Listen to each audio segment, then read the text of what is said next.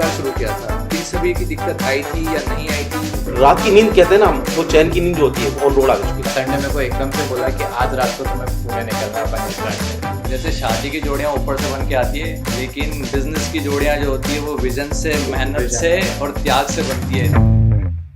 Sir competition fear? Never, because what is happening in last 5 years आपने देखा होगा food habits लोगों की चेंज हो रही है। हाँ। हम रिसेंटली कोविड से निकल कर आए हैं, लोगों ने अब जीवन शैली चेंज कर दी है। लोग क्वालिटी खाना चाहते हैं, तो क्वालिटी खाने के लिए लोग क्वालिटी मशीनरीज लेना चाहते हैं। एंड ऑलवेज लोग चाहते हैं, क्वालिटी को हैम्पर कौन करता है? क्वालिटी को हैम्पर करता है मैन पावर, क्वालिटी को हैम्पर करता है lack of raw material quality.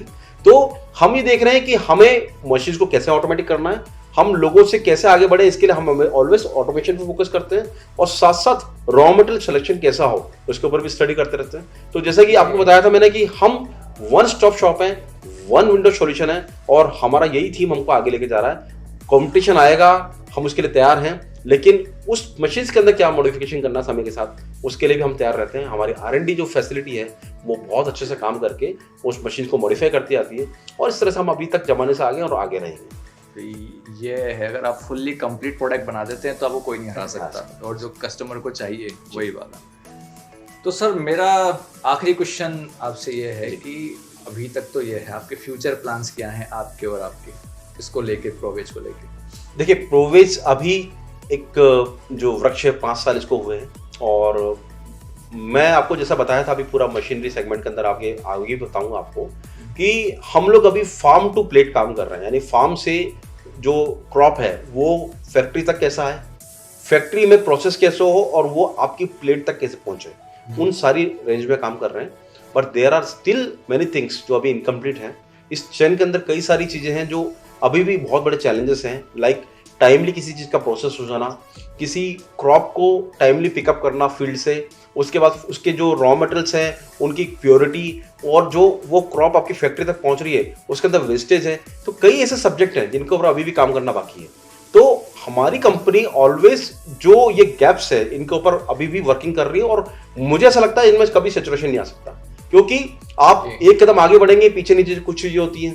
तो हमें ऑलवेज बेटरमेंट के लिए तो काम करना ही है, लेकिन पीछे जो चीजें अभी अनऑर्गेनाइज्ड है उनके लिए भी काम करेंगे। तो मुझे ऐसा लगता है कि फॉर फ्यूचर हमारे लिए बहुत अच्छा काम है। और बीइंग एन इंजीनियर ऑलवेज हम लोग सोचते हैं कि लोगों के कस्टमाइजेशन को पूरा करें। जैसे कई बार आपने देखा होगा कि पहले तो कोल्ड ड्रिंक 2 तरह की आती थी, लेकिन अब कई तरह की कोल्ड ड्रिंक आ रही है। पहले ओनली आपका मैंगो स्लाइस आता था या मैंगो माजा आता था, अब एप्पल का भी आने लग गया। तो ऐसे कई फ्रूट्स हैं, कई लोकल हमारी क्रॉप्स हैं जिनके ऊपर हमें ये भी काम करना है। हर रीजन की अपनी एक फसल होती है, हर रीजन का अपना एक प्रोडक्ट होता है, उसके ऊपर काम करके उसको मार्केट में लाना है। तो मैं मान के चलता हूं कि अगर हम लोग पूरे वर्ल्ड के सिनेरियो को देखें पिछले 100 साल के, तो जैसे पूरा विश्व नहीं रुका तो इंडिया नहीं रुकेगा, और इंडिया नहीं रुकेगा तो प्रोवेज नहीं रुकेगा।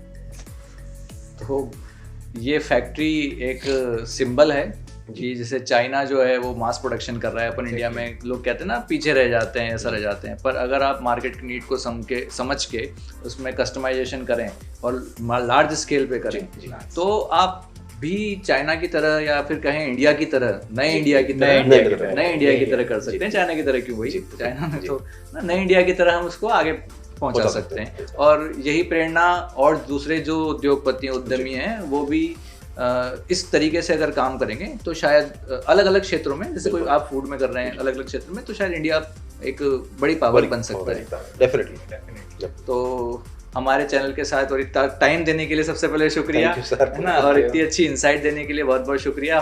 उम्मीद है कि हमारे जो दर्शक हैं इनसे कुछ ना कुछ लेंगे और अपने सक्सेस के पाथ में कुछ ना कुछ ईंटें जोड़ेंगे इन इंसाइट से। तो बहुत बहुत धन्यवाद sir. Thank you sir, thank you so much, आपने हमें समय दिया और हमारी छोटी सी स्टोरी को आप लोगों तक पहुंचाएंगे।